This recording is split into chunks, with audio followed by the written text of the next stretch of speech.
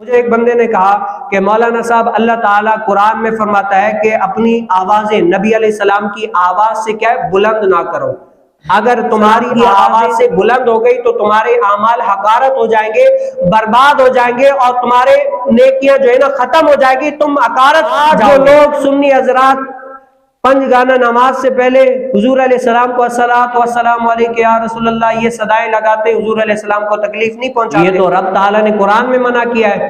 لیکن تم لوگ کیا ہے الصلاۃ والسلام علیک یا رسول اللہ یہ صلاۃ والسلام پڑھ کے حضور علیہ السلام کو تکلیف نہیں پہنچاتے، بلند آواز سے کرتے ہو. تو اس کا جواب کیا ہے؟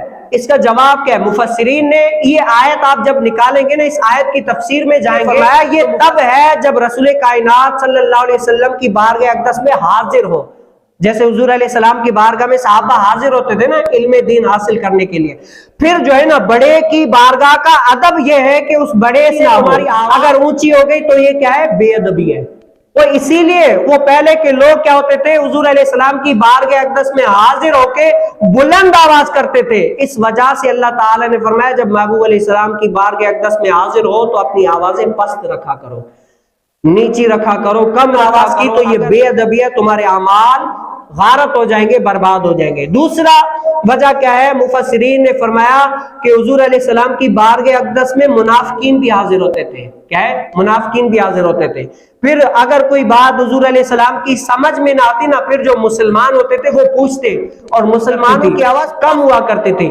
پھر حضور علیہ السلام کی کان مبارک تک ان کی آواز نہیں جاتی تو وہ پوچھتے ہاں کیا فرمایا. پھر وہ جو منافقین تھے وہ اس مسلمانوں کی آواز اونچی کر کے فرماتے یا رسول اللہ یہ فلاں جو شخص جو ہے نا یہ کہنا چاہ رہا ہے. تو رب تعالیٰ کو یہ کہ منافقین مسلمانوں کی بات کو حضور علیہ السلام تک پہنچائے، یہ بھی جو ہے نا ان کو ناپسند آئی حضور علیہ السلام کو، تو اللہ تعالیٰ نے یہ بھی منع فرما دیا.